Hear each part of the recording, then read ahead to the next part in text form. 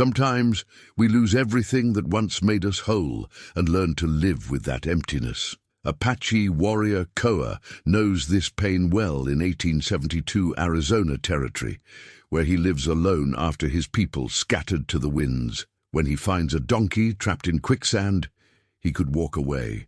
Instead, he saves the struggling animal and sets it free. 3 days later, something remarkable happens. The donkey returns with an entire herd following behind, as if repaying his kindness. What happens when life gives you a second chance you never expected? Before we jump back in, tell us where you're tuning in from, and if this story touches you, make sure you're subscribed, because tomorrow I've saved something extra special for you. The first light of dawn painted the high desert in shades of amber and rust, casting long shadows across the ancient landscape where Koah had chosen to make his solitary existence. At 45, his weathered hands moved with practiced efficiency as he stirred the embers of his small fire, coaxing flames from the dying coals, with the patience of a man who had learned that rushing served no purpose in this harsh, beautiful place. His shelter sat tucked against a red sandstone outcropping, barely visible to any eye that might scan the horizon. Built from salvaged timber, adobe mud, and his own stubborn determination, it provided just enough protection from the elements while remaining humble enough to escape notice. This was how he preferred it, unseen, unbothered, forgotten by a world that had moved on without him. The sacred medicine pouch that had once hung proudly at his side now rested on a simple wooden shelf, its leather darkened with age and neglect. Inside, the sacred stones and dried herbs that connected him to generations of Apache wisdom waited in patient silence, their power dimmed by his growing distance from the traditions that had once defined his very soul. Some mornings he would reach for it, then let his hand fall away, the weight of disconnection heavier than the small pouch itself. Koah's daily routine had crystallized into a series of necessary movements that kept his body alive, while his spirit remained carefully locked away. Water first, always water in this unforgiving land. The nearest reliable source lay a mile northwest, a spring that bubbled up from deep underground, surrounded by green grass that seemed impossibly lush against the desert backdrop. He would fill his hand-carved gourds, check for signs of other visitors, and return before the sun climbed too high. Then came the endless small tasks of survival, mending tools, preparing food, maintaining his weapons, scanning the horizon for threats that rarely materialized but could never be ignored. His father's war lance stood propped in the corner of his shelter, its ceremonial feathers faded and its meaning buried beneath layers of grief he refused to examine. Once that lance had represented honor, family, the continuity of Apache strength. Passed from father to son, now it gathered dust while he pretended not to notice. The memories came anyway, uninvited and persistent as desert wind. He remembered his wife's laugh, echoing across their family's camp as she taught their daughter to weave baskets from willow branches.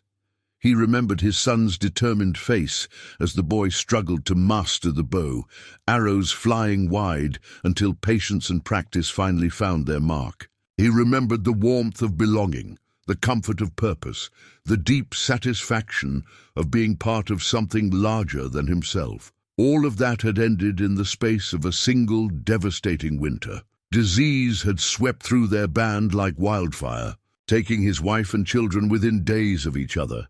The survivors, broken by loss and facing an uncertain future as white settlements pressed ever closer to their traditional lands, had scattered to find safety wherever they could. Some had gone to the reservations.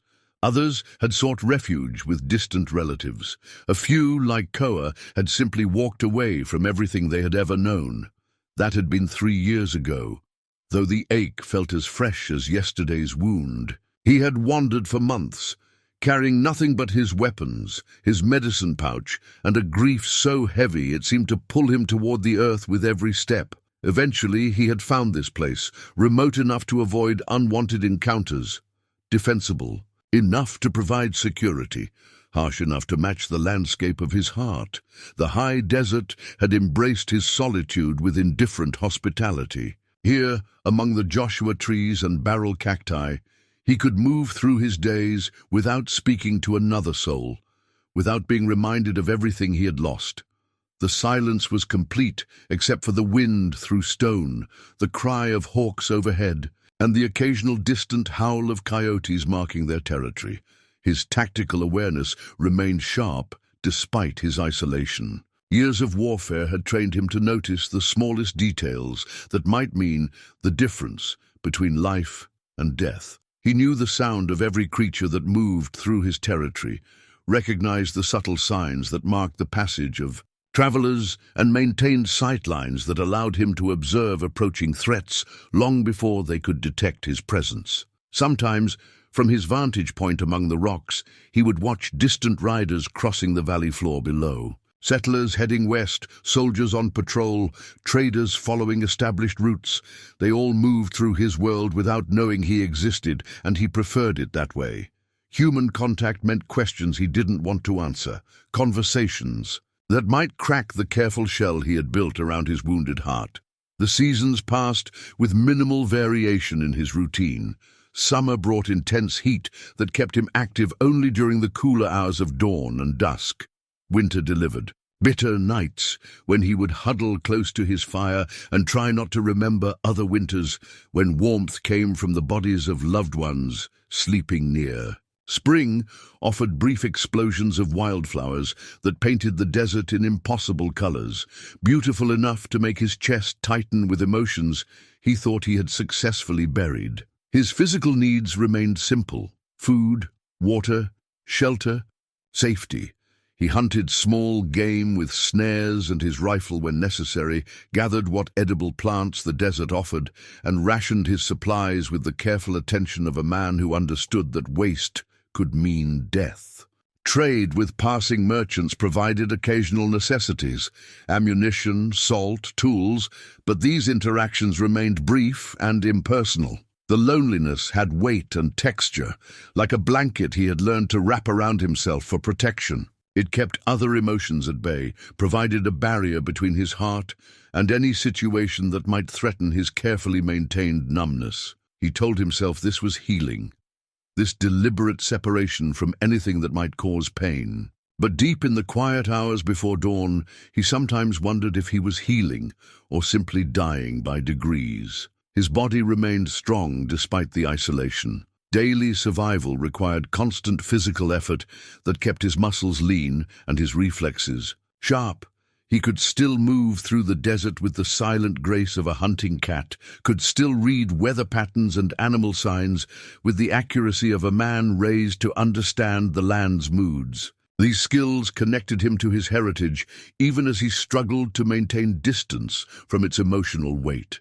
The Apache way had taught him to see the spiritual significance in every living thing, to understand his place in the great web of existence that connected all creatures. But that understanding felt distant now, like a language he had once spoken fluently but could no longer quite remember. His prayers, when they came at all, felt hollow and mechanical, empty words spoken to a sky that seemed to have forgotten his name.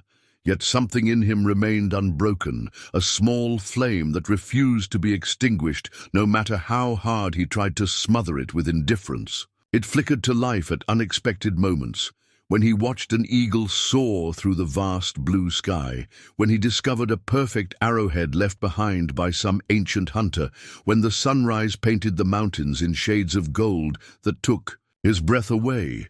These moments frightened him because they suggested that somewhere beneath the protective numbness, his capacity for wonder survived. And if wonder lived, then hope might follow. And hope was the most dangerous emotion of all for a man who had decided that caring led only to loss. So he maintained his routines, tended his solitude like a careful gardener, and told himself that this half-life was enough. He had found a way to exist that required nothing from others and offered nothing in return. It wasn't happiness, but it wasn't the devastating grief that had nearly destroyed him either. It was survival, and survival was all he had asked of life for 3 long years. The morning routine continued as it always did, precise and unchanging. Fill the water gourds, check the shelter's defenses, scan the horizon, prepare for another day of careful emptiness. But today, something would happen that would crack the foundation of his chosen isolation, something that would remind him that life still had gifts to offer, even to a man who thought he had stopped believing in gifts altogether. The morning sun painted the desert in familiar shades of amber and rust as Koah made his way to the spring.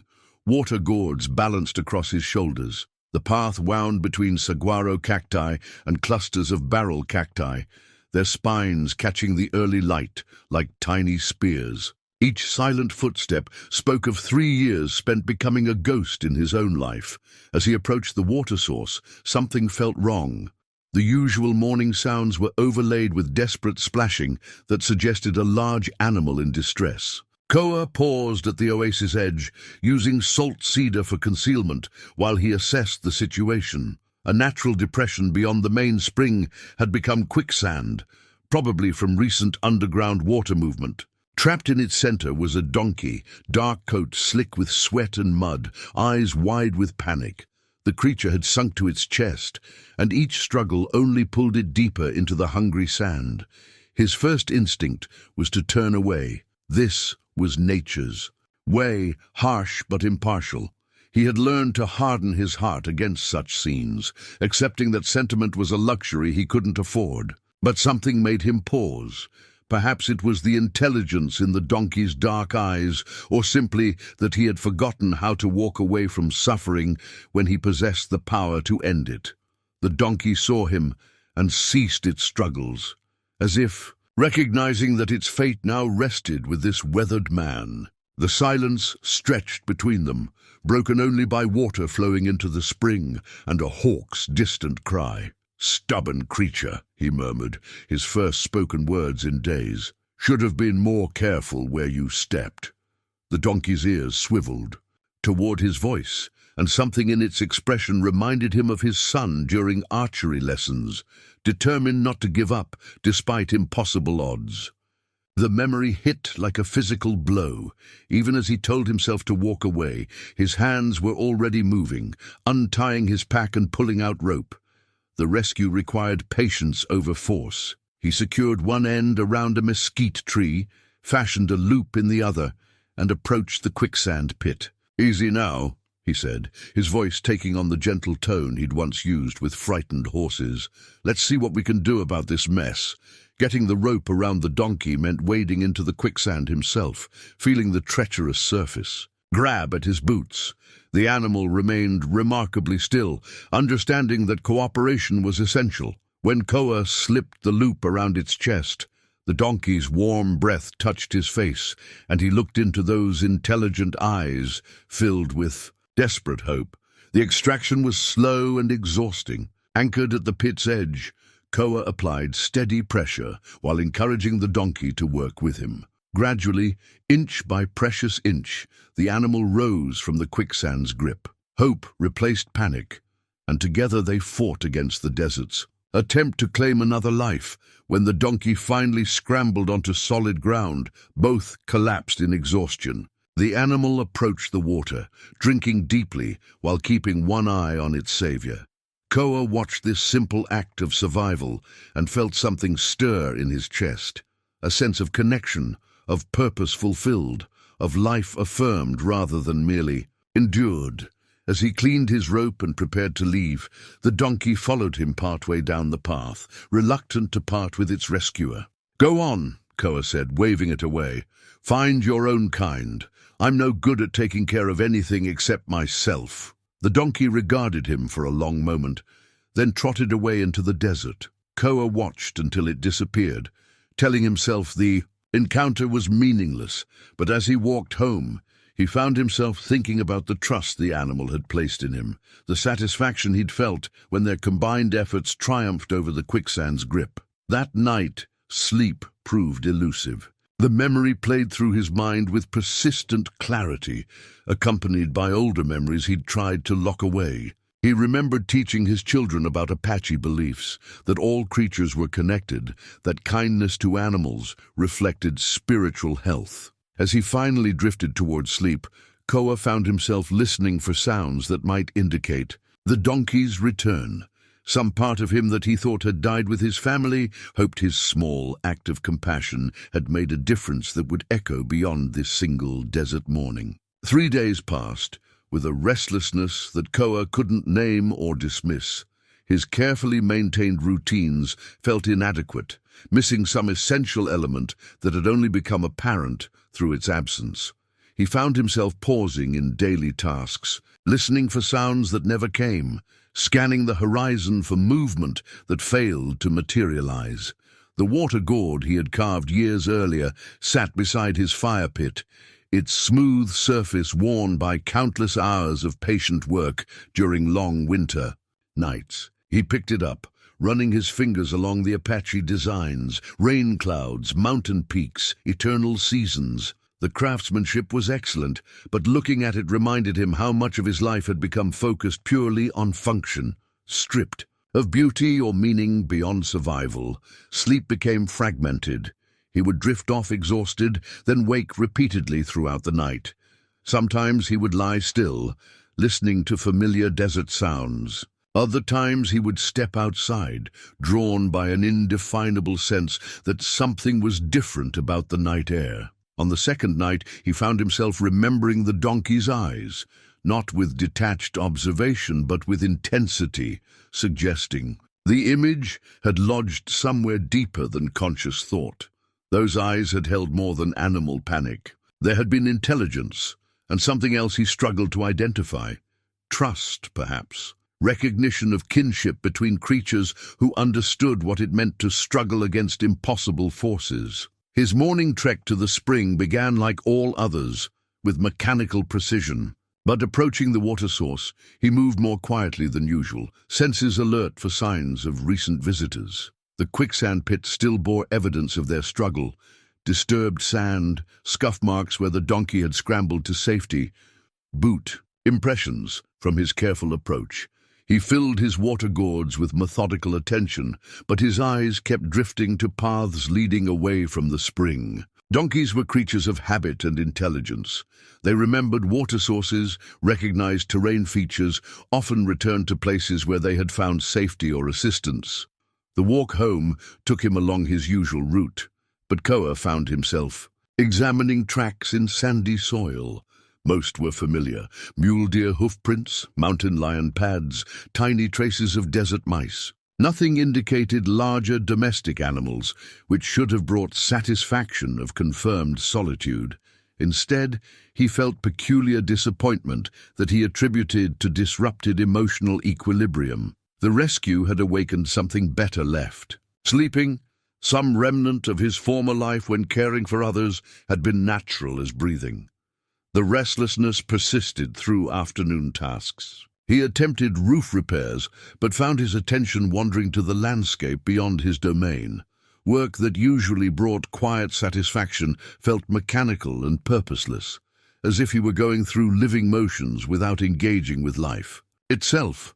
That evening, preparing his simple meal, Koah caught himself cooking slightly more than normal, not enough for a second person, but more than his austere habits required. Some deeper instinct seemed to be preparing for possibilities he wasn't ready to acknowledge.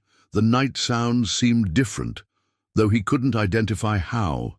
The usual symphony of crickets, owl calls, rustling creatures was present, yet he found himself listening with intensity, suggesting he waited for something specific to complete a pattern he didn't consciously recognize. On the third night, Koah gave up on sleep and climbed to his observation point among the rocks. From here, he could see for miles in all directions. The desert spread below, like a silver-touched map. The view had always brought control and security. He could spot threats long before they posed danger. Tonight, however, the familiar vista failed to provide comfort. Instead of feeling like master of his domain, he felt oddly diminished. The desert no longer seemed like a fortress protecting his solitude, but vast emptiness, emphasizing how small and isolated his existence had become. He thought about his father's war lance gathering dust, wondering what the old warrior would make of his son's circumstances.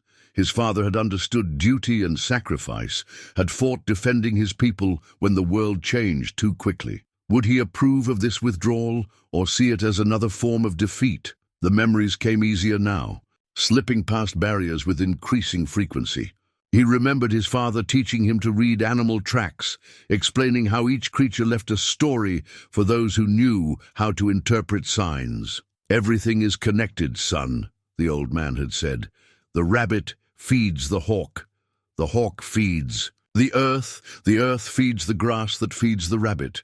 Nothing exists alone, no matter how much it wants to." Those words carried new weight, echoing with implications Koah wasn't sure he wanted to explore. He had spent 3 years trying to prove his father wrong, demonstrating that complete isolation was possible. The donkey rescue suggested his experiment in radical independence had been less successful than believed. As dawn painted the eastern sky in familiar amber and rose, Koah made his way back to his shelter. His body was tired, but his mind felt alert, as if hours of reflection had stirred something dormant too long. The restlessness had intensified to where sitting still felt impossible. By evening, he found himself pacing around his fire, stopping frequently to listen for sounds that continued to elude identification.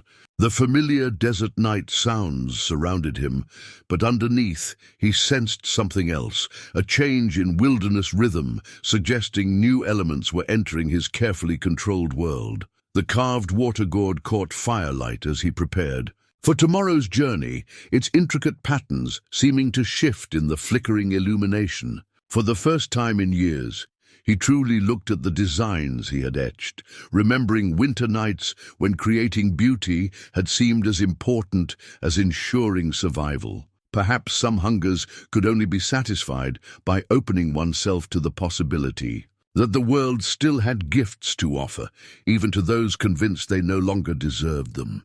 The fourth morning dawned crystal clear. Koah heard them before he saw them, rhythmic hoofbeats approaching from the spring's direction. His hand moved to his rifle as he climbed to his observation point. What he saw made him lower the weapon. In amazement, 7 donkeys moved along the trail with quiet determination. At the head walked the familiar figure, the animal he had rescued, now clean and recovered. Behind followed 6 others, a large grey-jack, brown jennies, a younger animal staying close to its mother. They were healthy, well-cared-for domestic animals, not wild burros. Yet here they were, traveling deliberately toward his sanctuary, as if answering some unspoken call. By the time he scrambled down, the herd had arranged itself in a semicircle around his fire pit. The lead donkey stepped forward and regarded him with those same intelligent dark eyes from their Quicksand encounter. "What are you doing here?"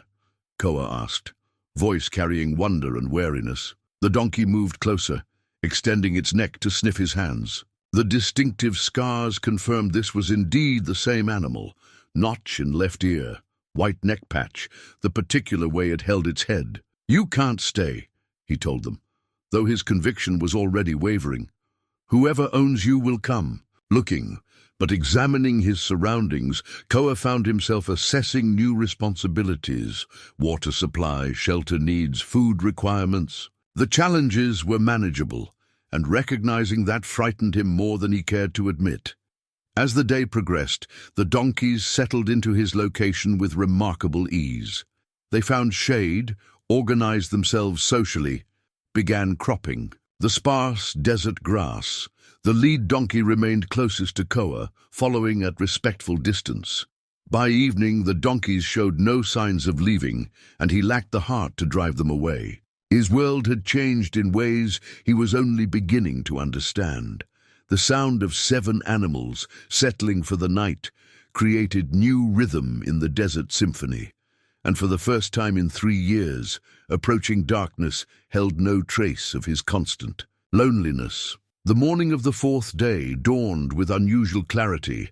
the air so clean and still that Koah could hear sounds from miles away, the distant cry of a red-tailed hawk, the rustle of wind through Joshua trees, and something else that made him pause in the act of banking his fire. It was rhythmic and purposeful, growing gradually louder as he stood listening with the focused attention of a man whose survival had long depended on accurately interpreting the slightest variations in his environment's normal patterns. Hoofbeats. Multiple animals moving at a steady walking pace, approaching from the direction of the spring, along one of the well-worn game trails that crisscrossed the desert. Koah's hand moved instinctively to his rifle, his body automatically shifting into the alert stance that had kept him alive through countless dangerous encounters. But something about the sound pattern suggested domestic animals rather than wild. And domestic animals in this remote location usually meant human company he had no desire to encounter. He moved swiftly to his observation point among the rocks, using handholds he had memorized during his first weeks in this place. From here, he could see the approach route clearly, while remaining invisible to anyone following the trail. The morning sun provided excellent visibility across the desert landscape, revealing details that would be lost in the harsh light of midday or the uncertain shadows of evening. What he saw made him lower his rifle and stare in genuine amazement. Small procession of donkeys was making its way along the trail, moving with the unhurried but determined pace of animals who knew exactly where they were going. At the head of the group walked a familiar figure, the donkey he had rescued from the Quicksand, now clean and apparently recovered from its ordeal. Behind it followed 6 others, ranging in size and color from a large grey Jack to a small brown Jenny with a white blaze on her face. They moved with the quiet intelligence that Koah remembered from his childhood encounters with such animals, their ears constantly swiveling to monitor their surroundings, while maintaining a formation that suggested both familiarity with each other and confidence in their chosen destination. The lead donkey, his donkey, he found himself thinking, carried its head high and moved with the purposeful stride of an animal fulfilling an important obligation. As the little herd drew closer to his position, Koah could see that they were all in good condition, well fed and apparently healthy. These were not wild burros scraping out a marginal existence in the harsh desert, but domestic animals who belonged somewhere, who were cared for by humans who valued their services. Yet here they were, traveling deliberately toward his isolated sanctuary as if answering some call he hadn't consciously issued. The lead donkey paused at the base of the rocky outcrop, where Koah lay concealed, raising its head to look directly toward his hiding place. For a moment, man and animal regarded each other across the morning stillness, and Koah had the unsettling sensation that the creature could see him despite his careful concealment. Then the donkey issued a soft, whickering sound that brought the others to alertness, and the entire group began moving again, not away from his position, but around the rocks toward his shelter. Koah scrambled down from his observation point, his mind racing to process the implications of this unexpected development. The donkeys were heading directly toward his home, moving with the confidence of animals who had been this way before. But that was impossible. In 3 years of careful isolation, he had never seen domestic animals in this area, except for the occasional glimpse of distant riders crossing the valley floor miles away. By the time he reached his shelter, the small herd had arranged itself in a rough semicircle around his fire pit, standing quietly as if waiting for his arrival. The lead donkey stepped forward slightly, separated from the others by just enough distance to make its individual identity clear, and regarded him with those same intelligent dark eyes he remembered from their encounter at the Quicksand pit. "What are you doing here?" Koah asked aloud, his voice carrying a mixture of wonder and wariness. "And where did you find these others?" The donkey tilted its head slightly, as if considering the question, then moved closer until it was within arm's reach. Up close, Koah could see the distinctive scars and markings that confirmed this was indeed the same animal he had rescued. A small notch in the left ear, probably from a childhood encounter with barbed wire. A white patch on the neck where the hair had grown back differently after some long-healed injury. The particular way it held its head, slightly cocked to the right, as if listening for sounds others might miss. The other donkeys maintained their positions in the semicircle, neither advancing nor retreating, simply waiting with the patient. Attention of animals who understood that important negotiations were taking place. Their behavior suggested domestication and training, but also something else. A collective decision-making process that spoke of unusual intelligence and social organization. Koah walked slowly around the perimeter of the group, studying each animal individually while trying to understand what their presence might mean. The large grey jack was clearly the dominant male, his impressive size and alert bearing marking him as a leader among his kind. Two brown jennies stood close together, possibly sisters based on their similar markings and synchronized movements. A younger animal, probably not more than 2 years old, stayed near what was likely its mother, learning appropriate behavior by observation and imitation. All of them appeared healthy and well cared for, their coats clean and their hooves properly trimmed. Someone valued these animals enough to provide good care, which meant their absence would eventually be noticed and investigated. The implications of harboring what might be considered stolen livestock in such a remote location were not lost. On Koah, particularly given his status as an Apache living outside reservation boundaries. "You can't stay here," he told the assembled donkeys, his voice carrying more conviction than he actually felt. "Whoever owns you will come looking, and I don't need that kind of trouble in my life." The lead donkey stepped closer, extending its neck to sniff at his hands and clothes with the careful investigation of an animal trying to confirm identity through scent. Its breath was warm against his palm, and he found himself remembering similar interactions from his childhood when his family had kept donkeys for carrying supplies during seasonal migrations. The familiar feel of a donkey's soft muzzle against his skin brought back memories of a time when caring for animals had been a natural and expected part of daily life. "This doesn't change anything," he said, though he was no longer certain who he was trying to convince. "I saved your life because it needed saving, not because I wanted company. Go home to wherever you belong." But even as he spoke these words, Koah was examining his surroundings with the analytical eye of a man assessing new responsibilities. His shelter was adequate for one person, but would provide no protection for animals. His water supply was sufficient for his personal needs, but might be stretched thin by the requirements of 7 additional mouths.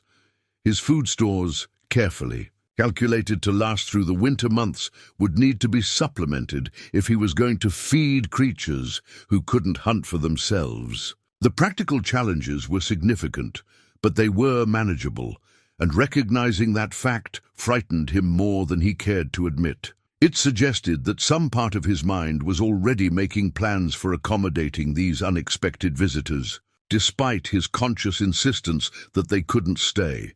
The war between his carefully cultivated isolation and his emerging desire for connection was playing out in real time, and he wasn't certain which side he wanted to win. As the morning progressed, the donkeys settled into a routine that seemed remarkably well adapted to his specific location. They found shade under the few trees that grew near his shelter, organized themselves into a social arrangement that minimized competition for the best spots, and began the patient process of cropping the sparse desert grasses that grew within. Walking distance of his home, the lead donkey remained closest to Koah, following him at a respectful distance as he went about his morning tasks, but never getting in the way or demanding attention. Its behavior struck him as remarkably sophisticated, close enough to maintain connection, distant enough to avoid being a nuisance. The other animals followed this lead, creating a presence that was noticeable but not intrusive. By midday, when the desert heat became intense enough to drive all sensible creatures into whatever shade they could find, Koah had to admit that the donkeys were remarkably well-behaved guests. They had not damaged his shelter, had not disturbed his carefully organized supplies, and had not created the chaos he might have expected from the sudden arrival of 7 large animals in his small domain. But their very presence was changing something fundamental about the place he had called home for 3 years. The silence he had grown accustomed to was broken by the soft sounds of animals going about their business. The rustle of movement, the occasional snort or whicker of communication between individuals, the rhythmic sound of jaws working as they processed their food. These were not unpleasant sounds, but they represented a departure from the complete solitude that had defined his existence. More troubling was his own response to their presence.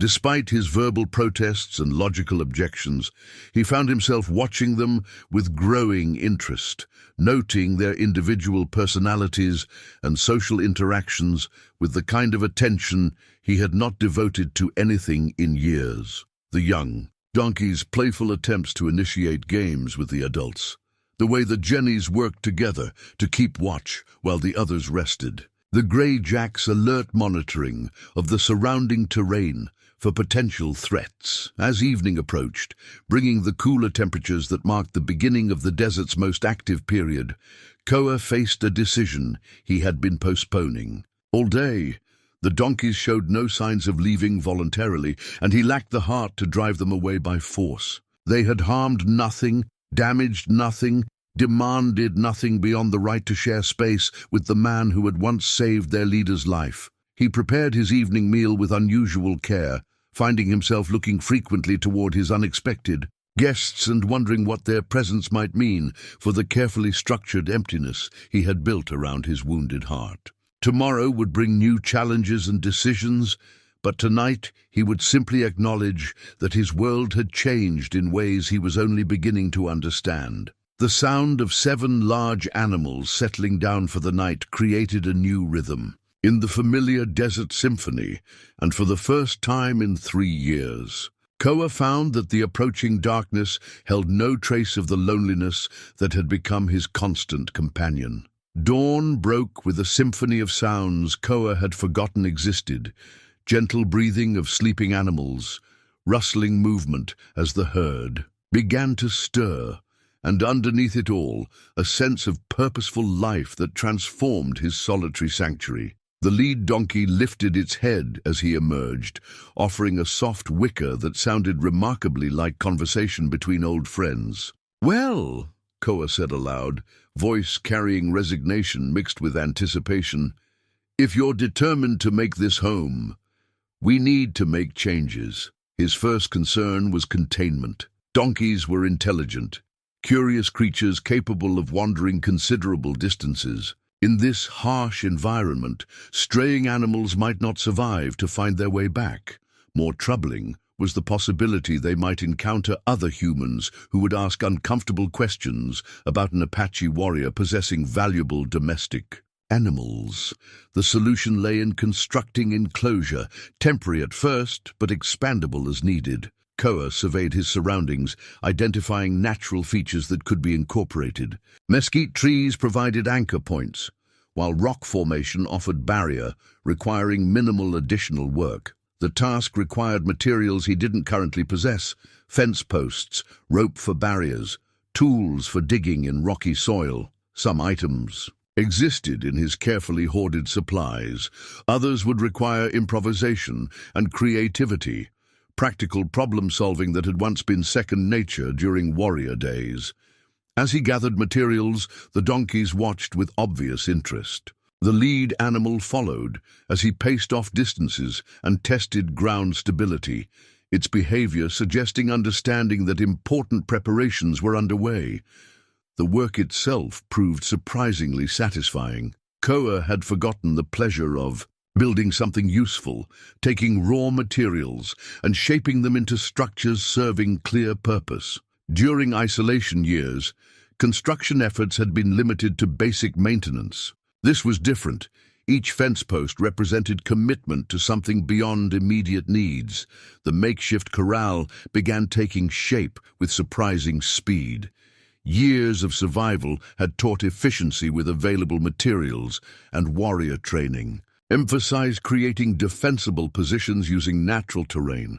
The enclosure he was building served both purposes, containing the donkeys while providing protection. By midday, he had completed the basic framework, using rope to lash together a structure both functional and attractive.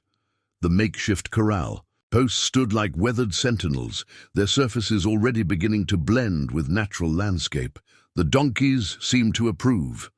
As he worked, they had gradually moved closer, investigating new barriers with careful curiosity. The lead donkey stepped delicately through the gate opening, exploring enclosed space, with thoroughness of an animal evaluating potential living quarters. Working with his hands, awakened memories buried beneath years of deliberate numbness. He remembered building corrals with his father, learning importance of strong corner posts and properly tensioned rails. He remembered his children helping with similar projects, small hands more hindrance than help, but their enthusiasm making work lighter. The memory of his son's determined efforts to lift posts far too heavy for a 7-year-old brought unexpected smile, the first genuine pleasure expression he'd felt in longer than he could calculate. The boy had possessed stubborn persistence, marking him as truly Apache, refusing to give up until his father found ways to make him genuinely useful. "You would have liked these animals," Koah said quietly, addressing lost family with words he'd never spoken aloud before. "Your mother always said donkeys were wisest creatures, too smart to work harder than necessary, too honest to pretend they enjoyed what they didn't." The physical exertion was taking its toll, but it was good exhaustion from purposeful effort, rather than grinding routine of mere survival. His muscles ached in ways they hadn't for years, stretched by tasks requiring more than basic maintenance activities. As afternoon progressed, the corral began looking more permanent. Koah found himself paying attention to details beyond simple function, adjusting rail heights for visual balance, choosing straightest posts for visible sections, adding touches like rounded corners that served no practical purpose except pleasing the eye. This attention to aesthetics surprised him. During isolation, beauty had seemed unnecessary luxury, but creating something both useful and pleasing felt important in ways he couldn't explain. By late afternoon, the basic corral was complete and functional. It wasn't elegant, but it would serve while providing animals security and appearance of legitimate domestication. Any observer would see small ranch operation rather than questionable animal collection. Testing the gate brought quiet satisfaction as the carved latch operated smoothly. The enclosure provided room for comfortable movement while allowing him to monitor activities and address problems quickly. As evening approached, donkeys began moving into the corral voluntarily, recognizing it as designated living space. Their easy acceptance suggested intelligence and adaptability that impressed him despite years of experience with such animals. The completion represented more than just construction project. It was Koah's first real commitment to something beyond. Survival in 3 years, tangible admission that his life now included responsibilities he'd thought buried forever. That night, preparing evening meal beside fire, illuminating not just his solitary figure, but entire community, Koah listened to sounds of expanded household with growing acceptance. The sense of life continuing despite loss created new definition of home, richer than cultivated silence. For the first time since his family's death, he was building rather than surviving, creating rather than enduring. The difference felt more significant than simple addition of 7 donkeys.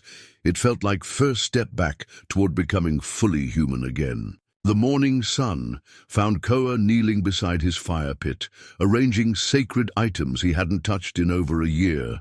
Dried sage from high places where spirits dwelt closely, prayer stones worn smooth by Apache generations, and a small clay vessel that had belonged to his grandmother. The donkeys watched from their corral with quiet attention, as if recognizing the ritual's solemnity. His wife had taught him that animals deserved the same spiritual consideration as any living beings brought into the family circle. They have souls just as we do, she had explained while blessing a new foal. They feel joy and sorrow, form attachments, understand more than we give them credit for. To care for them properly, we must acknowledge their spirits as well as their bodies. The memory brought both pain and comfort as he arranged sage in the clay vessel. His wife had possessed intuitive understanding of spiritual connections binding all living things, wisdom that had complemented his practical warrior skills. Together, they had created a home where Apache traditions flourished alongside daily survival necessities. Now, alone, except for 7 unexpected companions, he was attempting to reconstruct something he'd thought lost forever. Connection to sacred aspects that gave meaning to mundane tasks. His hands shook slightly as he lit the sage, wondering if spirits would still listen to prayers from a man who had turned his back on them for 3 years. The sage caught fire slowly, filling morning air with distinctive scent, earthy and clean, carrying undertones of high desert where it grew wild among rocks and wind-carved trees. Koah breathed deeply and felt something ease in his chest, as if clenched muscles were finally relaxing. "Grandfather," he began, using traditional Apache address for the Creator, encompassing all divine presence in nature, "I ask your blessing on these creatures who have chosen to share my fire and water. They come seeking safety and care, and I ask for wisdom to provide what they need." The words felt rusty, like a dormant language growing familiar again. As he continued ancient prayers, familiar cadences returned, bringing connection to something larger than isolated existence. He spoke names of 4 sacred directions, acknowledging powers governing the natural world and asking protection over his small community. He offered thanks for sustaining water, feeding grass, sheltering protection. Each phrase reconnected him to beliefs that had once structured every life aspect. The donkeys remained quietly attentive throughout, their behavior suggesting understanding that something significant was occurring. The lead donkey positioned himself closest to the fire, dark eyes reflecting flames as Koah moved through blessing patterns his father had taught decades ago. When formal prayers ended, he found himself continuing personally, speaking directly to animals about thoughts and feelings he'd shared with no living creature in 3 years. "I don't know why you came to me," he said, voice carrying across separating space. "Maybe chance, or maybe something I'm supposed to learn. I've been alone long, thought that was how it was supposed to be. Thought maybe I'd used up my right to care for other living things." The grey jack snorted softly, a sound that could have been simple animal communication, but felt remarkably like disagreement. Other donkeys maintained attentive positions, creating audience both comforting and unnerving in focused attention. "My wife would have known what to do immediately," Koah continued, finding spoken thoughts more manageable than endless mental circulation. "She had gifts for understanding what creatures needed, whether animals or children or husbands too proud to admit struggling. She would have welcomed you properly, made you feel at home from first moment." His wife's way with animals brought specific recollections, calming frightened horses with just her voice, knowing when creatures were sick before symptoms became obvious, moving among their herd like extended family member rather than simple caretaker. She used to say animals chose their people, not the other way around, he told the listening donkeys. Said you could always tell when an animal had decided to trust someone because they'd start acting like they belonged to that person's family, like they had right to expect care and protection and kindness. The lead donkey moved closer, stretching his neck until muzzle nearly touched wooden rails. His expression held the same intelligent attention from their Quicksand meeting, as if not just listening to words, but understanding deeper meaning. I suppose that's what you've done, Koah said, addressing the animal directly. Decided that saving your life made me responsible for your well-being, and brought your family along to make sure I understand my new duty's full scope. The thought brought a smile. another rare, genuine emotion expression that surprised him with spontaneity. The idea that these donkeys might have engaged in collective decision-making about his caretaker suitability was both amusing and touching. As sage continued burning, cleansing, smoke-filling air, Koah remembered other blessing ceremonies, welcoming new children, blessing horses before journeys, asking protection during danger. Each ritual had strengthened family bonds and reinforced spiritual connections governing their world. This ceremony felt similar but different, tradition reconstruction adapted to new circumstances. He was blessing animals not technically his, using sacred practices in contexts ancestors might not have anticipated, seeking guidance for situations existing outside normal Apache family frameworks. Yet, essential elements remained, recognizing all living beings deserved respect and care. Understanding spiritual health equaled physical welfare importance, acknowledging human responsibilities to dependent creatures. When sage burned to ash, Koah carefully collected prayer stones and returned them to their traditional medicine pouch place. For the first time in over a year, the sacred bundle felt alive, connected to purposes beyond cultural artifact preservation. The blessing ceremony had awakened something he'd thought permanently damaged, ability to hope for futures extending beyond simple survival. Looking at 7 donkeys now officially welcomed into his spiritual care, he felt possibility, both terrifying and exhilarating. That evening, watching donkeys settle into familiar arrangement, Koah realized the blessing ceremony had changed more than just his animal relationship. It had begun reconnecting him with spiritual traditions that had once provided meaning and context for every life aspect. The Apache way taught everything was connected, individual welfare inseparable from larger community health, spiritual practice, woven through every action and decision rather than separated from daily life. For 3 years, he had tried existing outside that connection web, believing isolation would protect him from further loss. But the donkey's presence was teaching him that connection couldn't be avoided indefinitely, that life had ways of offering new relationships even to those who thought they'd given up on such possibilities. The other donkeys maintained their attentive positions, creating an audience that was both comforting and slightly unnerving in its focused attention.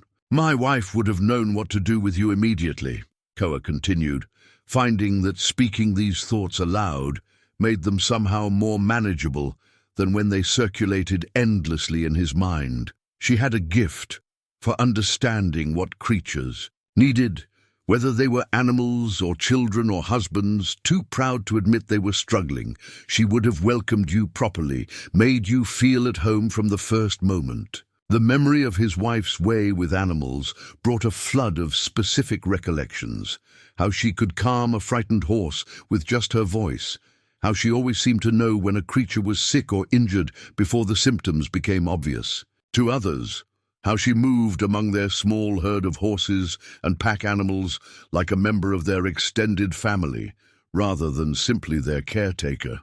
She used to say that animals chose their people, not the other way around, he told the donkeys, who were listening with the patient attention of creatures accustomed to human conversation. Said you could always tell when an animal had decided to trust someone because they would start acting like they belonged to that person's family, like they had a right to expect care and protection and kindness. The lead donkey moved closer to the fence, stretching his neck until his muzzle nearly touched the wooden rails. His expression held the same intelligent attention Koah remembered from their first meeting at the Quicksand pit, as if he was not just listening to the words, but understanding their deeper meaning. "I suppose that's what you've done," Koah said, addressing the animal directly. "Decided that saving your life made me responsible for your well-being and brought your family along to make sure I understand the full scope of my new duties." The thought brought a smile to his face, another rare expression of genuine emotion that surprised him with its spontaneity. The idea that these donkeys might have engaged in some form of collective decision-making about his suitability as a caretaker was both amusing and oddly touching. As the sage continued to burn, filling the air with its cleansing smoke, Koah found himself remembering other blessing ceremonies from his past, welcoming new children into the family, blessing horses before important journeys, asking for protection during times of danger and uncertainty. Each ritual had strengthened the bonds between family members and reinforced their connection to the spiritual forces that governed their world. This ceremony felt similar but different, a reconstruction of tradition adapted to new circumstances. He was blessing animals that weren't technically his, using sacred practices in a context his ancestors might not have anticipated, seeking spiritual guidance for a situation that existed outside the normal framework of Apache family life. Yet the essential elements remained the same: the recognition that all living beings deserved respect and care, the understanding that spiritual health was as important as physical welfare, and the acknowledgement that humans had responsibilities to the creatures who depended on them for survival. When the sage had burned down to ash, Koah carefully collected the prayer stones and returned them to their traditional place in his medicine pouch. For the first time in over a year, the sacred bundle felt alive in his hands, connected to purposes beyond mere preservation of cultural artifacts. The blessing ceremony had awakened something in him that he had thought was permanently damaged, the ability to hope for futures that extended beyond simple survival. As he looked at the 7 donkeys now officially welcomed into his spiritual care, he felt a sense of possibility that was both terrifying and exhilarating. The day's routine took on new dimensions now that it included caring for creatures other than himself, checking water supplies, assessing the condition of grazing areas, monitoring the health and behavior of individual animals. These tasks added complexity to his existence but also provided structure that felt purposeful in ways his solitary routines never had. By evening, as he sat beside his fire watching the donkeys settle into their now familiar arrangement within the corral, Koah realized that the blessing ceremony had changed more than just his relationship with the animals. It had begun the process of reconnecting him with the spiritual traditions that had once provided meaning and context for every aspect of his life. The Apache way taught that everything was connected, that the welfare of individual beings was inseparable from the health of the larger community, that spiritual practice was not separate from daily life, but woven through every action and decision. For 3 years, he had tried to exist outside that web of connection, believing that isolation would protect him from further loss. But the presence of the donkeys was teaching him that connection couldn't be avoided indefinitely, that life had a way of offering new relationships even to those who thought they had given up on such possibilities. The challenge now would be learning to accept these gifts without letting fear of future loss prevent him from fully embracing the present moment's unexpected blessings. The glint of sunlight on metal caught Koah's attention during his morning corral inspection, a brief flash from the distant ridge that could have been many things but was most likely a spyglass lens. He froze, body automatically adopting the motionless stance that had kept him alive during countless dangerous encounters, while his mind processed the tactical implications of being observed. 3 years of careful isolation had taught him to recognize subtle signs marking other humans' presence. Unusual bird flight patterns, absent normal desert sounds from specific directions, faint traces of wood smoke or dust suggesting campfires or mounted travel. This morning, several indicators were present simultaneously, creating patterns that spoke of organized surveillance rather than casual passage. The military scout's spyglass, for that's what the distant reflection almost certainly was, represented official interest that could complicate his situation in ways he was only beginning to understand. Moving with deliberate casualness, Koah continued inspecting donkeys while using peripheral vision to scan surrounding terrain for additional watchers. The donkeys sensed his tension immediately, their alertness increasing in response to subtle changes in his posture. The lead donkey lifted his head, ears swiveling to catch sounds that might explain their caretaker's behavioral shift. Koah's mind raced through possible explanations for military surveillance. Most troubling was that the donkey's absence had been noticed, leading to a search that traced them here. If the animals had been stolen, harboring them would be considered theft, regardless of circumstances.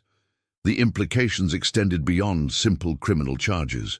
As an Apache living outside reservation boundaries, his legal status was already questionable. Being found with stolen livestock would provide authorities clear justification for arrest, prosecution, and probably relocation to distant reservations where Apache resistance had been crushed. But other explanations existed. His fire smoke might have been noticed by patrol scouts investigating human presence. His corral construction might have been interpreted as permanent settlement beginning, violating territorial restrictions he wasn't aware of. Perhaps his very existence had finally attracted official attention through some chain of reports. Moving to his shelter, Koah retrieved his rifle and checked its condition with automatic precision. The weapon was clean and properly maintained, with sufficient ammunition for reasonable defensive action, but he hoped desperately that violence wouldn't become necessary. His warrior years had taught him that fighting almost always made bad situations worse, especially when opponents included official authority backed by superior numbers and resources. From inside his shelter, he could observe the distant ridge more carefully without revealing his awareness of being watched. The morning sun created challenging surveillance conditions, with harsh glare and shifting shadows,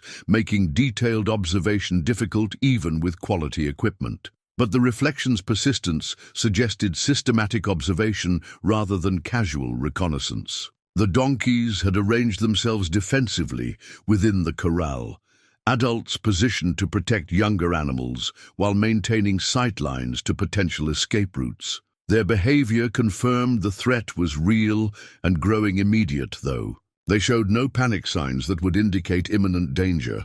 Koah considered his options with cold analytical thinking that had served him during warrior years. Flight was still possible.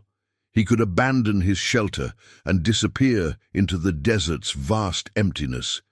His terrain knowledge and survival ability would make pursuit extremely difficult, especially if he moved immediately and traveled only at night. But running meant abandoning animals who had placed trust in his care, violating the spiritual commitment he'd made during the blessing ceremony. It would also mean returning to the rootless existence he'd endured after his family's death, carrying nothing but weapons and grief through endless landscape of loss and emptiness. The alternative was remaining and facing whatever consequences emerged from this unexpected attention. If donkeys had been stolen, he could try explaining arrival circumstances and his ignorance of true ownership. If his presence violated some law, he could attempt negotiating solutions that didn't require reservation removal. If the military patrol was simply investigating suspicious activity, he could demonstrate that his small operation posed no threats.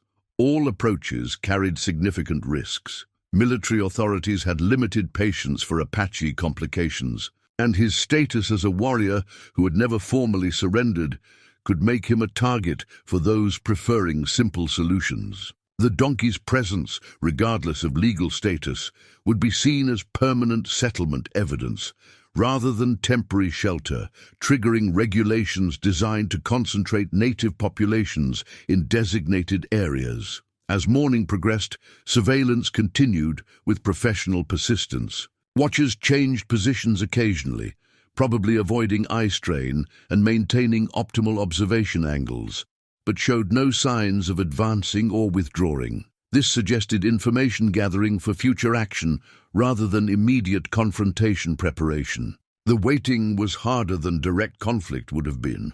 During warrior years, Koah had learned to function effectively when violence was imminent, but this psychological pressure of delayed confrontation tested different mental endurance aspects. The donkeys seemed to understand their situation had changed dramatically.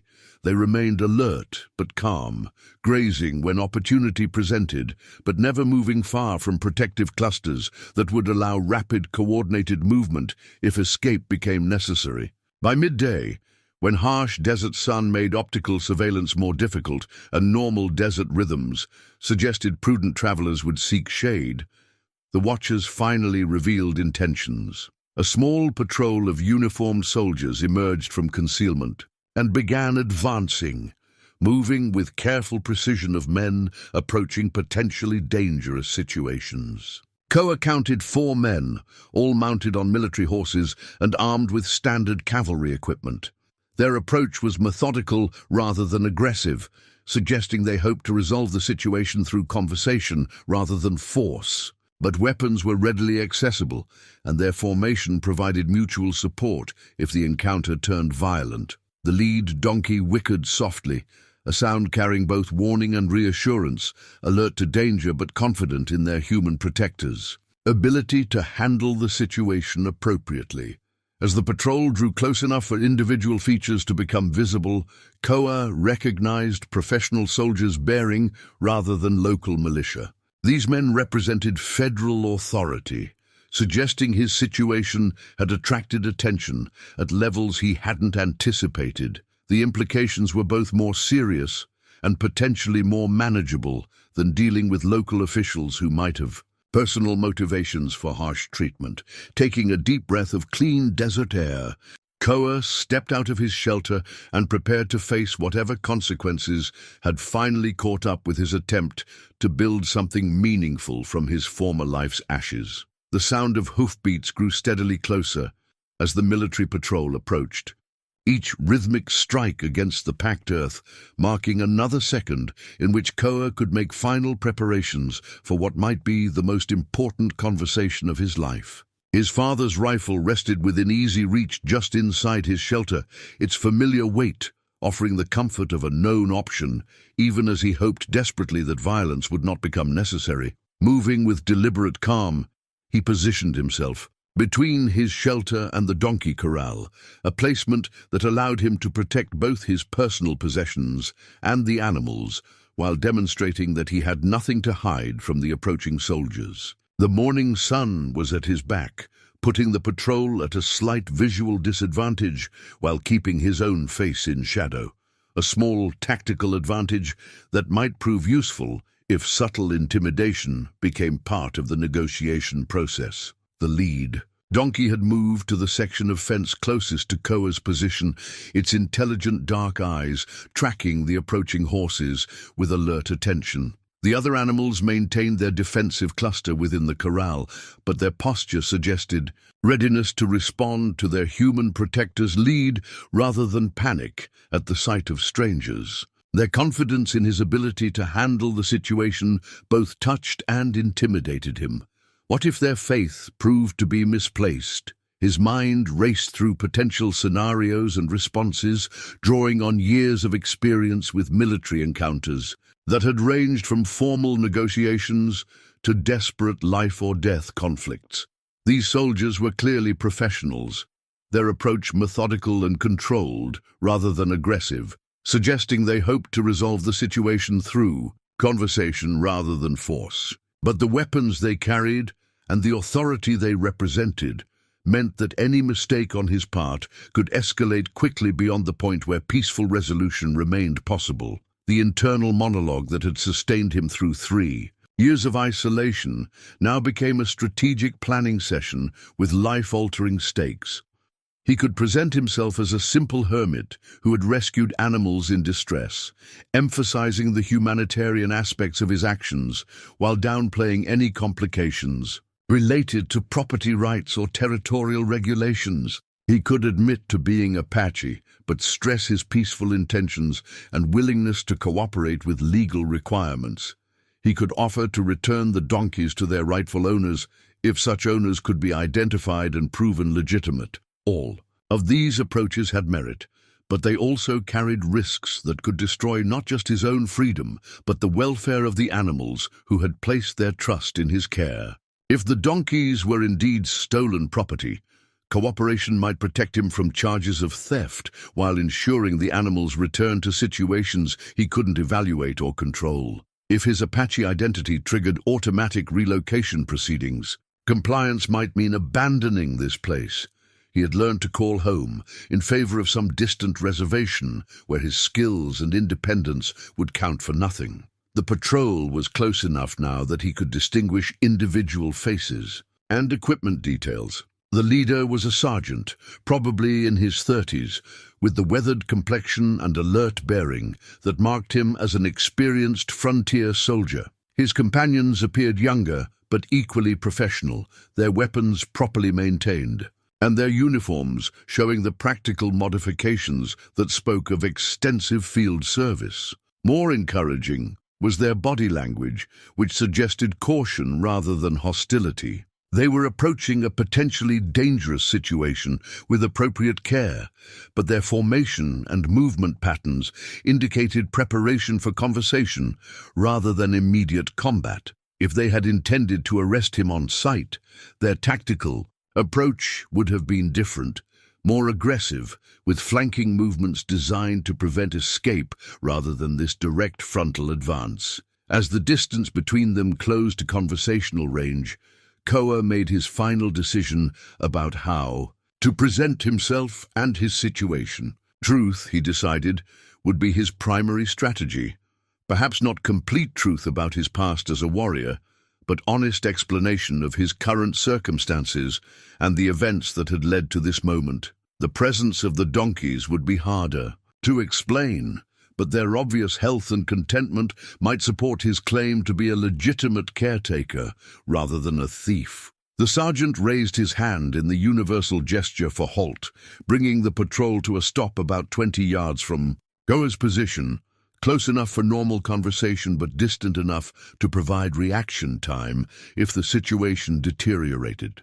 The placement showed tactical awareness and professional competence, but also suggested willingness to resolve matters peacefully, if possible. "Good morning," the sergeant called, his voice carrying the neutral tone of an official conducting routine business. "I'm Sergeant Morrison, United States Cavalry.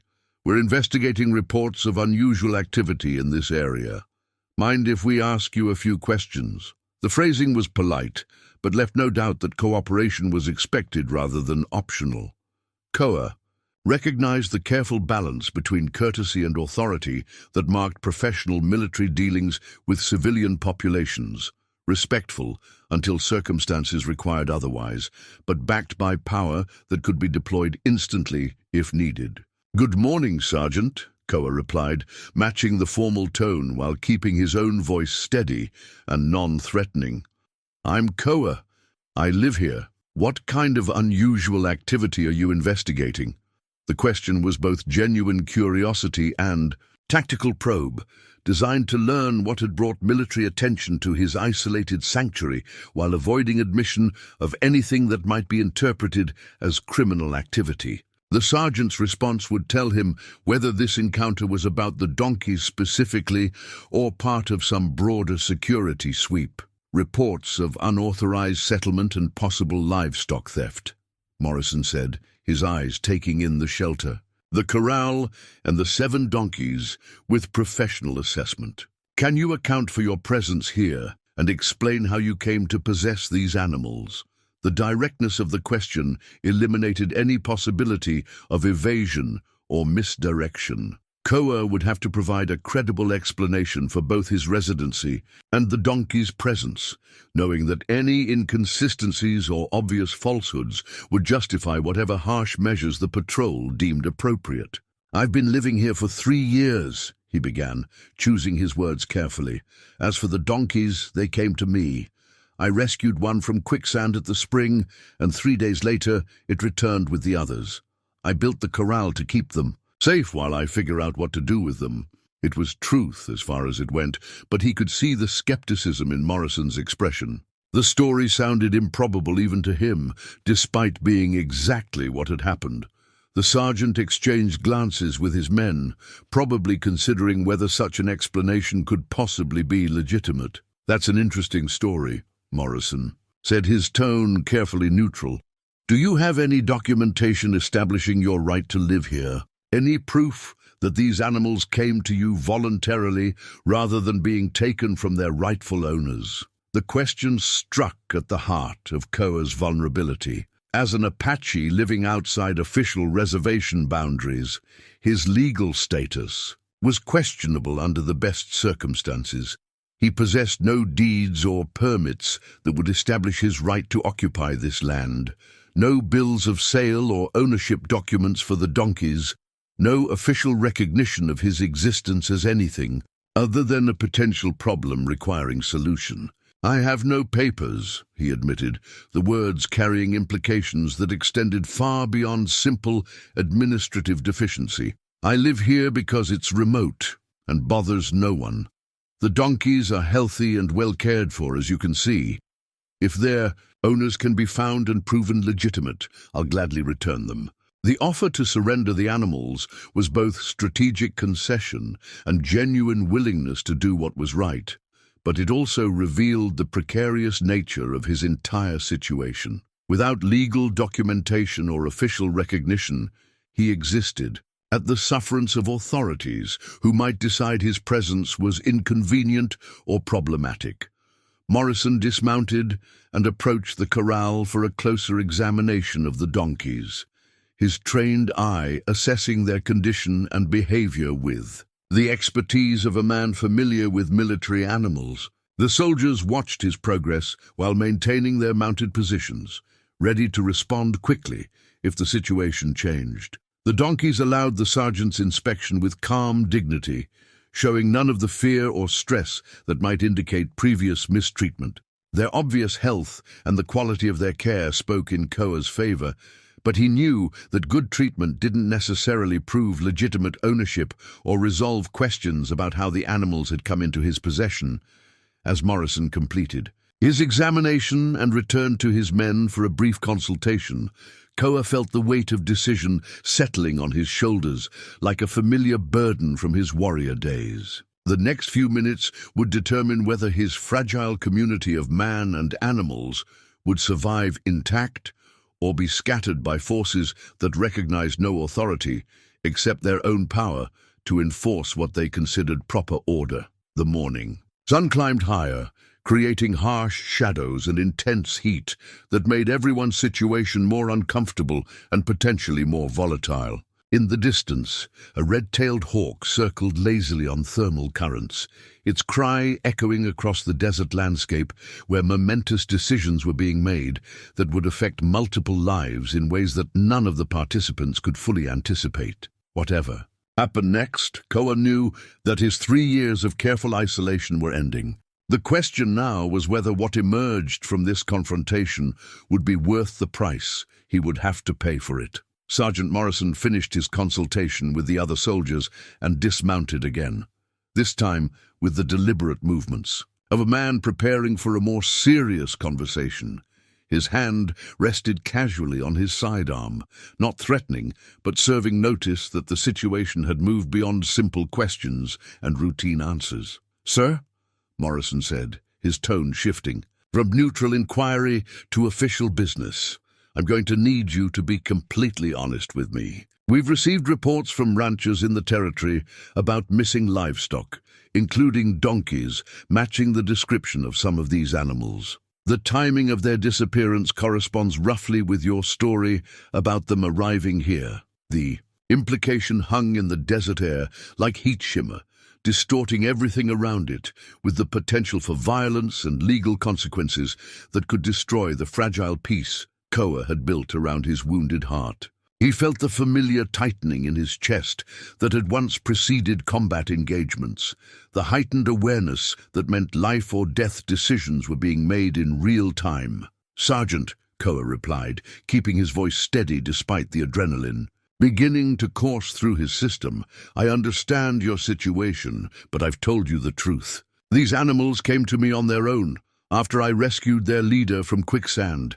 I have no knowledge of their previous ownership or the circumstances that brought them to my territory." He gestured toward the lead donkey, who had remained at the fence throughout the conversation, observing the proceedings with alert intelligence.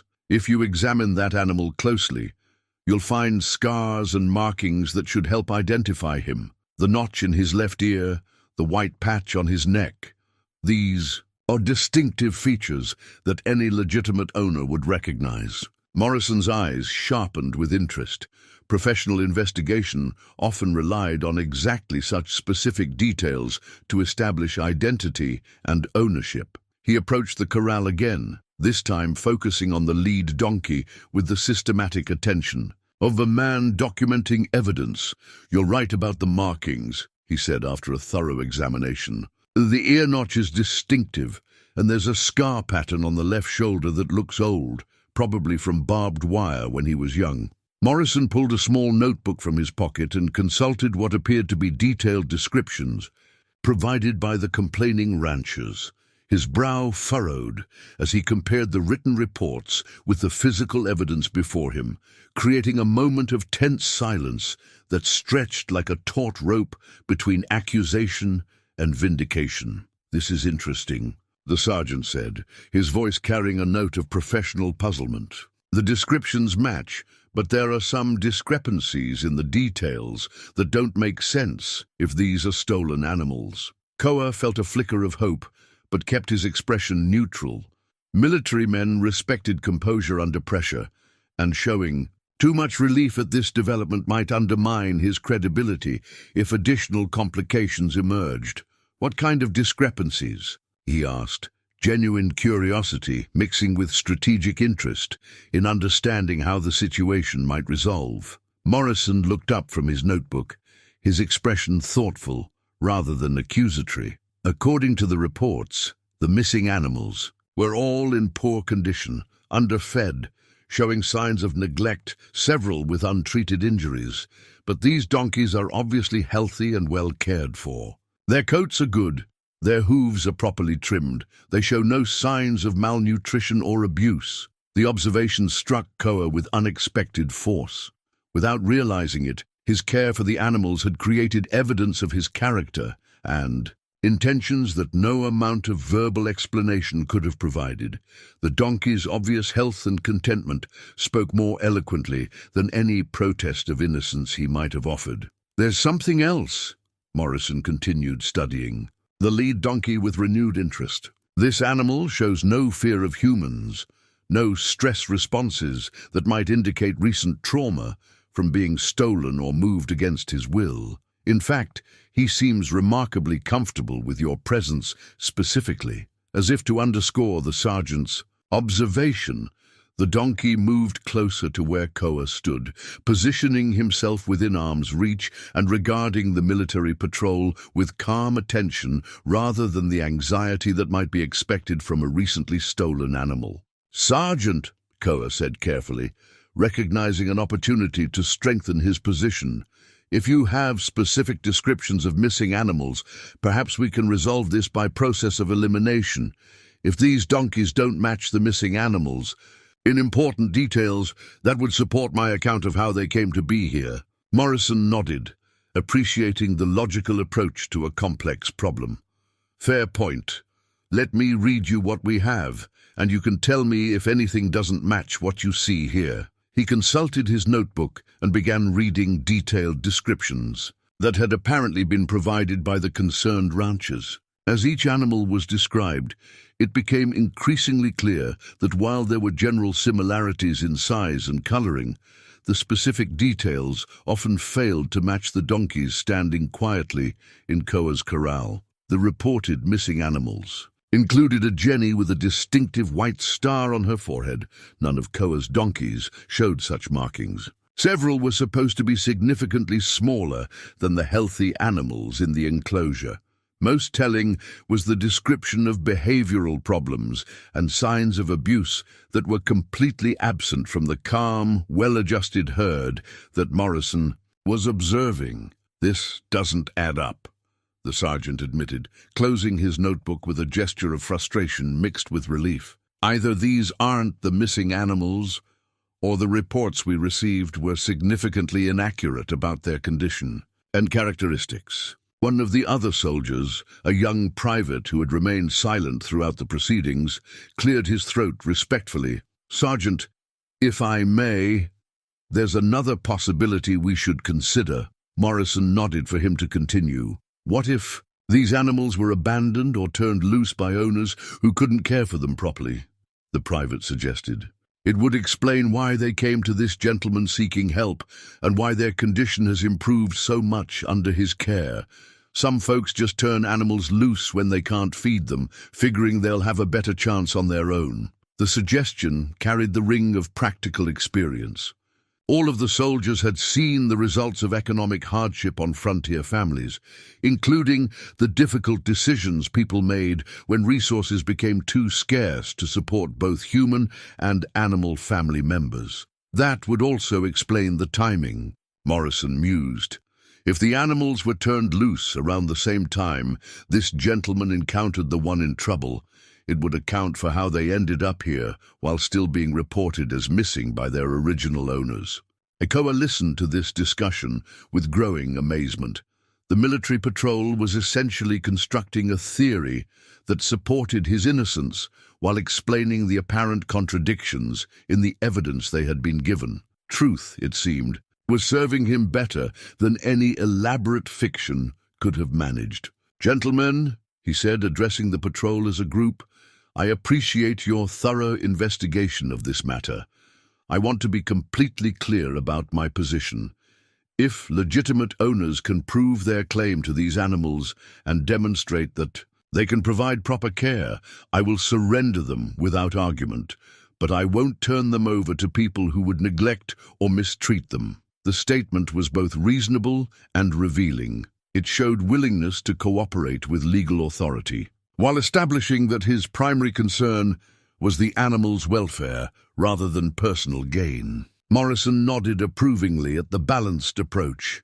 Sergeant Morrison walked slowly around the perimeter of the corral, his experienced eye taking in details that went beyond simple animal identification. The construction of the enclosure itself told a story. It was well built but temporary, designed to provide security and comfort rather than permanent confinement. The water system showed thoughtful engineering that prioritized the animals' needs.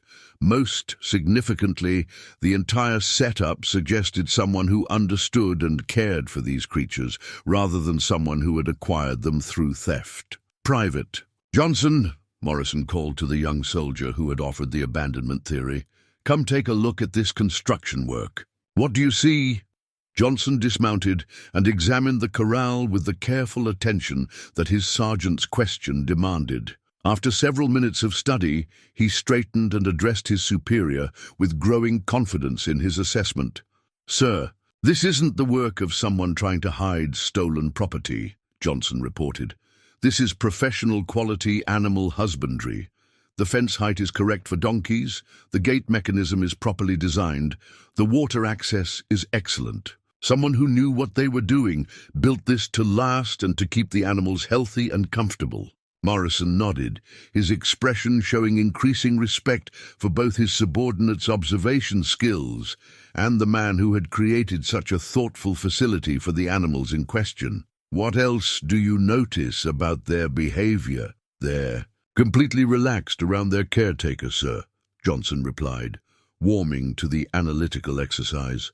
"Look at how that lead donkey positions himself near the gentleman.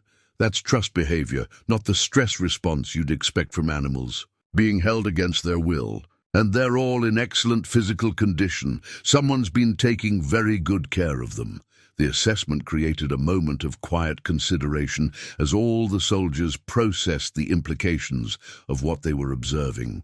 The evidence was painting a picture that supported Koah's account, rather than the theft allegations that had brought them here. "There's one more test we could try," Morrison said, his tone suggesting he was moving toward a final determination rather than prolonging the investigation indefinitely. "If these animals truly came to you voluntarily and have bonded with you as their caretaker, they should show some reluctance to leave with strangers. The suggestion carried both risk and opportunity. If the donkeys showed strong attachment to Koah, it would support his story convincingly. But if they readily followed the soldiers, it might suggest that their presence at his shelter was indeed the result of theft or coercion. "I'm willing to try that test," Koah said, recognizing that his confidence in the animal's loyalty might be the key to resolving the entire situation. "But I want to be clear about something first." Morrison waited attentively for his clarification. "I'm Apache," Koah said, allowing the full implications of that identity to settle before continuing. "I've been living here peacefully for 3 years, bothering no one and breaking no laws that I'm aware of.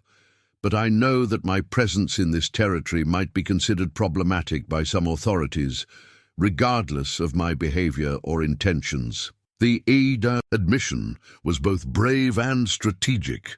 By revealing his Apache identity openly, he was demonstrating honesty while also establishing that he had nothing to hide about his background or motivations. It also served notice that he understood the broader context of their encounter and was prepared to address any complications that might arise from his ethnic and cultural identity. Morrison's expression remained neutral, but something in his bearing suggested that the revelation had actually enhanced rather than damaged his credibility. Professional soldiers often respected straightforward honesty more than elaborate evasion, even when the truth complicated their official duties. "Noted," the sergeant said simply. "Your tribal affiliation doesn't change our need to resolve the livestock question, but I appreciate your honesty about it." The response was more positive than Koah had dared hope. Military efficiency sometimes served justice better than elaborate legal proceedings, especially when the facts clearly supported one interpretation of events over others. "All right then," Morrison said, moving to the corral gate. "Let's see how these animals respond when we try to lead them away from here." He opened the gate and gestured for the donkeys to exit the enclosure, using the standard techniques that military personnel employed when handling unfamiliar animals. The donkeys looked at him with polite attention, but made no movement toward the gate opening. "Come on," Morrison called, slapping his leg to encourage movement and taking several steps away from the corral to provide clear direction. "Let's go."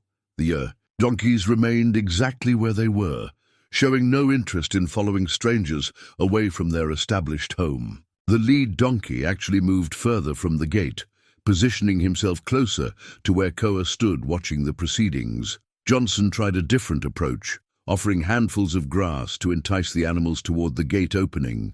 Several donkeys approached close enough to accept the offered food, but immediately returned to their positions within the enclosure rather than following the soldier who had provided the treats. "Now let's see what happens when their caretaker calls them," Morrison suggested, stepping back to give Koah room to demonstrate his relationship with the animals. Koah approached the open gate and spoke softly to the donkeys in the mixture of English and Apache that he had been using since their arrival. The response was immediate and unmistakable. All 7 animals moved toward him, clustering around the gate opening where he stood but showing no inclination to leave the security of their established territory. The lead donkey pressed close, enough to rest his head against Koah's shoulder, a gesture of trust and affection that required no interpretation for anyone familiar with animal behavior. The contrast with their response to the soldiers was so dramatic that it eliminated any reasonable doubt about their voluntary presence at this remote location. "Well," Morrison said, his tone carrying a note of satisfied conclusion, "I think that settles the ownership question pretty definitively.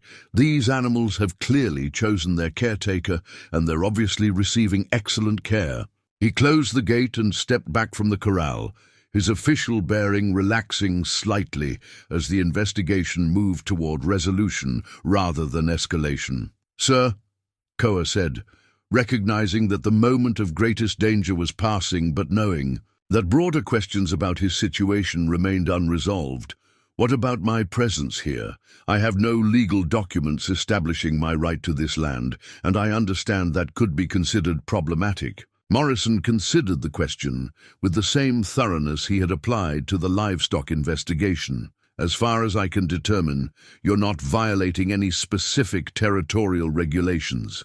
This area isn't designated reservation land. It's not part of any established settlement or ranch operation, and you're not interfering with any legitimate commercial or military activities. He paused to survey the modest shelter and corral that represented Koah's entire domestic establishment. You're living simply, caring responsibly for animals that came to you seeking help, and maintaining a peaceful existence that poses no threat to anyone's security or property rights. I see no grounds for official action against you. The words carried the weight of military authority behind them, creating a form of unofficial protection that was more valuable than any legal document. Koah might have possessed. A positive report from a professional cavalry patrol would establish his legitimacy in ways that formal paperwork could not have achieved. "Thank you, Sergeant," Koah said, feeling tension leave his body for the first time since spotting the surveillance. "Telescope that morning.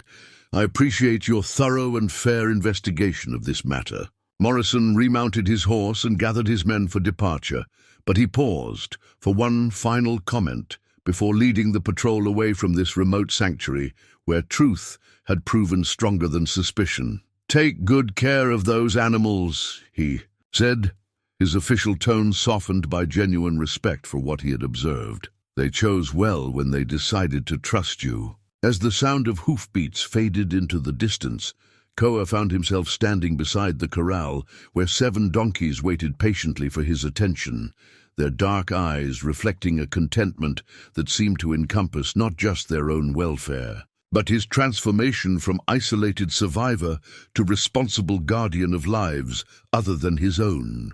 3 weeks after the military patrol's departure, Koah stood back to admire his morning's work on the new shelter construction that would accommodate both his own needs and the permanent care of his 7-member family.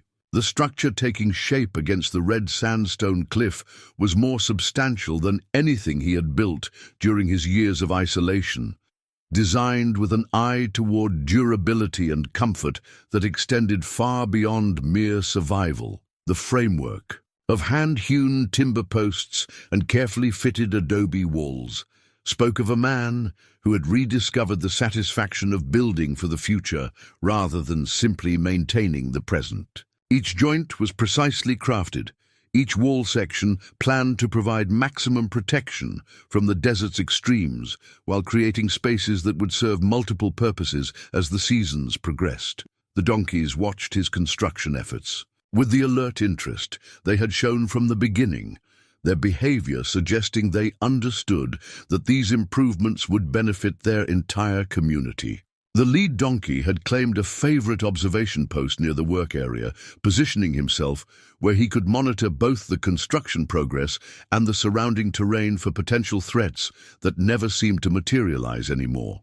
The official recognition of his legitimacy by Sergeant Morrison had created a subtle but profound change in how Koah moved through his daily routines. The constant vigilance that had marked his 3 years of exile had relaxed into normal caution, freeing mental and emotional energy for activities that served purposes beyond simple security. He found himself planning projects that would take months to complete, making improvements that assumed his continued presence in this place he was learning to call home without reservation.